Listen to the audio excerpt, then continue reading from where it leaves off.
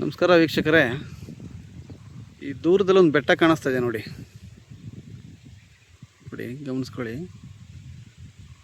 ನೋಡಿ. ಬೆಟ್ಟ ತುದಿಯಲ್ಲಿ ಮೈನಿಂಗ್ ಮಾಡ್ತಾ ಇದ್ದಾರೆ.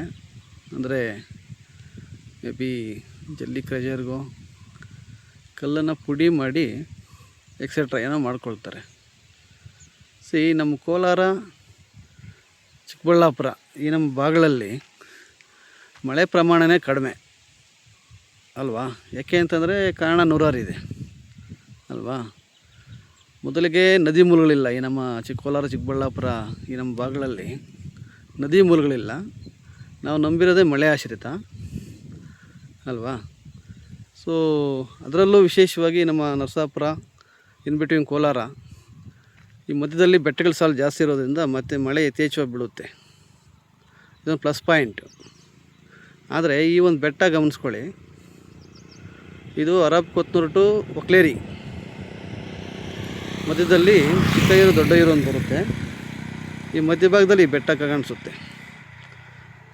ಏನಪ್ಪ ವಿಶೇಷ ಅಂದರೆ, ಇದು ವಿಶೇಷ ಅಲ್ಲ, ಇದೊಂದು ಆತಂಕದ ವಿಚಾರ ನೋಡಿ. ಬೆಟ್ಟ ತುದಿಯಲ್ಲಿ ಹೋಗಿ ಮೈನಿಂಗ್ ಮಾಡ್ತಾಯಿದ್ದಾರೆ. ಜನ, ಅದರಲ್ಲೂ ಕೆಲವರು ಈ ಸ್ವಾರ್ಥ ಒಂದು ಜೀವನದಲ್ಲಿ ಯಾವುದೂ ಶಾಶ್ವತ ಇಲ್ಲ. ಆದರೂ ಕೂಡ ಮನುಷ್ಯ ಎಲ್ಲ ಬೇಕು. ಪ್ರಕೃತಿಯಲ್ಲಿ ಸಿಗುವ ಎಲ್ಲ ಪ್ರಕೃತಿ ದತ್ತವಾದ ಸಂಪನ್ಮೂಲನೆಲ್ಲನ ಬಳಸ್ಕೊತೀವಿ. ಆದರೆ ಪ್ರಕೃತಿಗೆ ನಾವು ಏನು ಕೊಡ್ತಾಯಿದ್ದೀವಿ ಅಲ್ವಾ? ಅದೊಂದು ಯಕ್ಷ ಪ್ರಶ್ನೆ ಆಗಿಬಿಡ್ತಿದೆ. ಇದು ಜಸ್ಟ್ ಫಾರ್ ವ್ಯೂಸ್ಗೋ ಲೈಕ್ಸ್ಗೋ ಮಾಡ್ತಾರೋ ವಿಡಿಯೋ ಅಲ್ಲ. ಸೊ ಇದು 2ನೇ 3ನೇ ಬಾರಿ ಗಮನಿಸ್ತಾ ಇದ್ದೀನಿ. ಬಟ್ ಇವತ್ತು ಮಾಡಬೇಕನ್ನಿಸ್ತು. ಯಾಕೆಂತಂದರೆ ದಿನಕ್ಕೆ ಜಾಸ್ತಿ ಆಗ್ತಾಯಿದೆ ಇಲ್ಲಿ ಮೈನಿಂಗು ಒಂದು. ಸೊ ಈ ವಿಚಾರದಲ್ಲಿ ನಮ್ಮ ಕೋಲಾರ ಜಿಲ್ಲಾಡಳಿತ, ಜಿಲ್ಲಾಧಿಕಾರಿಗಳು, ಸಂಬಂಧಪಟ್ಟ ಇಲಾಖೆ, ಭೂವಿಜ್ಞಾನ ಅಲ್ವಾ ಅವರಾಗಲಿ, ಈ ನಮ್ಮ ರೆವಿನ್ಯೂ ಇಲಾಖೆ ಆಗಲಿ, ಸೊ ಇದಕ್ಕೆ ಪರ್ಮಿಟ್ ಕೊಟ್ಟಿದ್ದಾರಾ, ಲೈಸೆನ್ಸು ಒಂದು ವೇಳೆ ಕೊಟ್ಟಿದ್ದರೆ ಯಾವ ಪ್ರಮಾಣದಲ್ಲಿ ಕೊಟ್ಟಿದ್ದಾರೆ? ಅದರಲ್ಲೂ ಹೋಗಿ ಬೆಟ್ಟ ತುದಿಯಲ್ಲಿ ಹೋಗಿ ಮೈನಿಂಗ್ ಮಾಡೋ ನೆಸಿಟಿ ಇತ್ತಾ ಅಲ್ವಾ? ಏಕೆಂದರೆ ಪ್ರಕೃತಿ ನಾವೇನು ಪ್ರಕೃತಿಗೆ ಏನೂ ಕೊಡೋಕ್ಕಾಗೋದಿಲ್ಲ. ಇಲ್ಲ, ನಾಶ ಮಾಡ್ತೀವಿ ಹೊರತು ಪ್ರಕೃತಿ ನಾವು ಮರುಸೃಷ್ಟಿ ಮಾಡೋಕ್ಕಾಗೋದಿಲ್ಲ. ಯಾಕೆಂದರೆ ಭೂಮಿ ಒಂದು ಸಮತೋಲನ ಕಾಯ್ದುಕೊಳ್ಬೇಕಾದ್ರೆ ಈ ಬೆಟ್ಟ ಗುಡ್ಡಗಳು ಎಲ್ಲ ಇರಬೇಕು ಅಲ್ವಾ.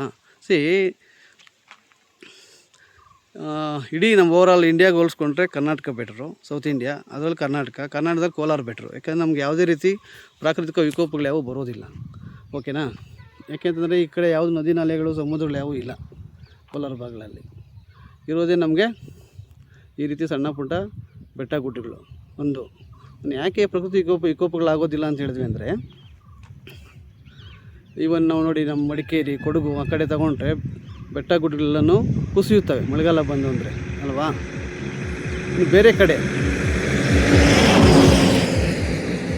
ಕಡೆ ಹೋಲಿಸ್ಕೊಂಡ್ರೆ ಸಮುದ್ರಗಳಿರ್ತವೆ, ನದಿಗಳಿರ್ತವೆ, ಪ್ರವಾಹಗಳು, ಅತಿವೃಷ್ಟಿ ಎಲ್ಲನೂ ಕ್ರಿಯೇಟ್ ಆಗುತ್ತೆ ಮಳೆಗಾಲ ಬಂತು ಅಂದರೆ. ಇದೇ ನಮ್ಮ ಕೋಲಾರ ತಗೊಳ್ಳಿ, ನಮ್ಗೆ ಯಾವುದೇ ರೀತಿ ಎಫೆಕ್ಟ್ ಆಗೋದಿಲ್ಲ. ಈವನ್ ಮಳೆಗಾಲದಲ್ಲೂ ಆಗೋದಿಲ್ಲ, ಬೇಸಿಗೆಯಲ್ಲೂ ಆಗೋದಿಲ್ಲ. ಕಾರಣ ಏನಪ್ಪ ಅಂತಂದರೆ, ಈ ನಮ್ಮ ಒಂದು ಪ್ರಾಕೃತಿಕ ವೈಶಿಷ್ಟ್ಯ ಆ ರೀತಿ ಇದೆ ನಮ್ಮ ಕೋಲಾರ ಭಾಗದಲ್ಲಿ ಅಲ್ವಾ.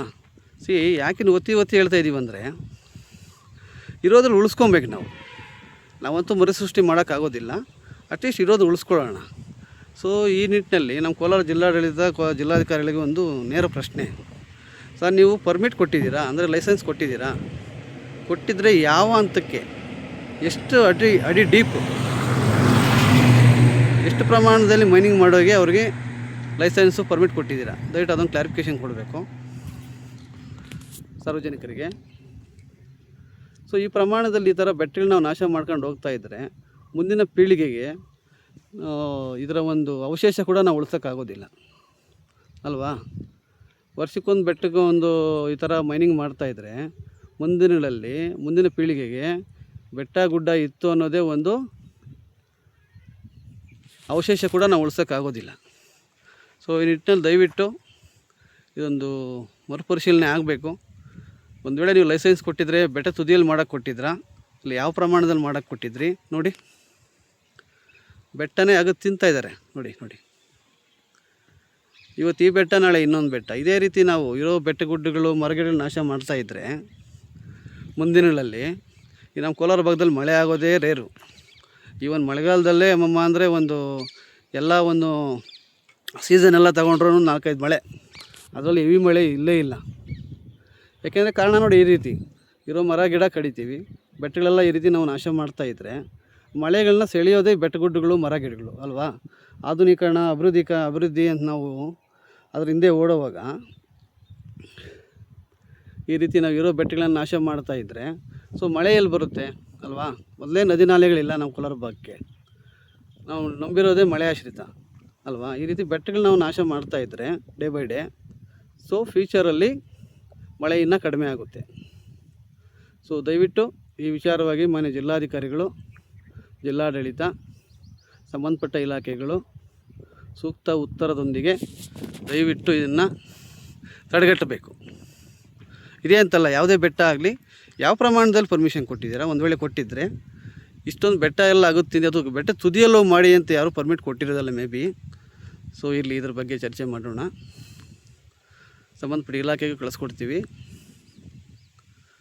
ಸೊ ಸಾರ್ವಜನಿಕರು ದಯವಿಟ್ಟು ಗಮನಿಸಬೇಕು, ತಮ್ಮ ಅಕ್ಕಪಕ್ಕ ಇರೋ ತೋಟಗಳವರು, ಹೊಲಗಳವರು ಏನು ವ್ಯವಸಾಯ ಮಾಡ್ತಾಯಿರ್ತೀರ, ಈ ಥರ ಬೆಟ್ಟಗಳೆಲ್ಲ ಹಾಳಾಗ್ತಾಯಿದ್ರೆ ಅದರ ಒಂದು ಡಸ್ಟು, ಹೊಗೆ, ಧೂಳು ಅಂತ ನಾವೇನು ಕರಿತೀವಿ ಬಂದು ತೋಟಗಳ ಮೇಲೆ ಪ್ರತ್ಯಕ್ಷವಾಗಿ ಪರೋಕ್ಷವಾಗಿ ಅದರಿಂದ ಎಫೆಕ್ಟ್ ಇದ್ದೇ ಇರುತ್ತೆ. ಸೊ ಅದನ್ನು ಪ್ರಶ್ನೆ ಮಾಡಬೇಕು, ಸಂಬಂಧಪಟ್ಟ ಇಲಾಖೆಗಳ ಗಮನಕ್ಕೆ ತರಬೇಕು. ಸೊ ಆಗಷ್ಟೇ ನಾವು ಪ್ರಕೃತಿ ಉಳಿಸ್ಬೋದು. ಈ ನಿಟ್ಟಿನಲ್ಲಿ ಸಂಬಂಧಪಟ್ಟ ಇಲಾಖೆಗಳು ದಯವಿಟ್ಟು ಸೂಕ್ತ ಕ್ರಮ ಕೈಗೊಳ್ಳಬೇಕು. ಇಷ್ಟು ಹೇಳೋಕ್ಕೆ ಇಷ್ಟಪಡ್ತೀವಿ. ಧನ್ಯವಾದಗಳು. ನಮ್ಮ ಕೋಲಾರ ನಮ್ಮ ಹೆಮ್ಮೆ. ಈ ರೀತಿ ಮಾಡ್ತಾಯಿದ್ರೆ ಹೆಮ್ಮೆ ಅಂತ ಹೇಳೋದಕ್ಕೆ ಮನಸ್ಸು ಬರೋದಿಲ್ಲ. ಆದರೂ ನೋಡೋಣ, ಕೋಲಾರ ಜಿಲ್ಲಾಡಳಿತಕ್ಕೆ ನಮ್ಮದೊಂದು ಸಲಹೆ, ನಿಮ್ಮ ಇತಿಮಿತಿಯಲ್ಲಿ ಅದ್ರ ಪರ್ಮಿಟ್ ಎಷ್ಟು ಕೊಟ್ಟಿದ್ದೀರಾ, ನೀವು ಕೊಟ್ಟ ಪರ್ಮಿಟಲ್ಲಿ ಅವ್ರು ಇತಿಮಿತಿಯಲ್ಲಿ ಕೆಲಸ ಮಾಡ್ತಾಯಿದ್ದಾರಾ, ಅದು ಬೆಟ್ಟ ತುದಿಯಲ್ಲಿ ಹೋಗಿ ಮೈನಿಂಗ್ ಮಾಡೋ ನೆಸಿಟಿ ಇತ್ತಾ. ಸೊ ಈ ವಿಚಾರವಾಗಿ ದಯವಿಟ್ಟು ಜಿಲ್ಲಾಡಳಿತ ಕ್ರಮ ಕೈಗೊಳ್ಳಬೇಕು. ಓಕೆ, ಧನ್ಯವಾದಗಳು.